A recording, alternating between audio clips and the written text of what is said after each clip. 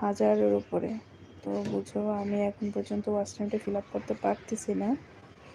আর 4-5 মাস ধরেই আমি 4-5 মাস না আরও বেশি হবে, 6 মাস কাছাকাছি হয়ে যাবে আমি মানে একদম লাগাতার কন্টিনিউ কাজ করতেছি।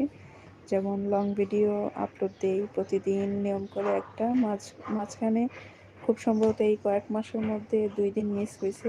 তাছাড়া আমি সবসময় কন্টিনিউ লং ভিডিও আপলোড দিই একটা, তারপর শর্ট ভিডিও 4টা থেকে 3টা 2টা যতটা পারি। আর মাঝে মধ্যে যেমন রোজা আসছে পর থেকে একটু ব্যস্ত হওয়ার কারণে 1টা 2টা দেওয়া হয়, কমে গেছে। এছাড়া আমি সবসময় কন্টিনিউ ভিডিও দিতে থাকি। তারপরেও দেখা যায় মানে খুব কম হাতে গোনা কয়েকটা ভিডিও বেশ ভাইরাল হয়েছে।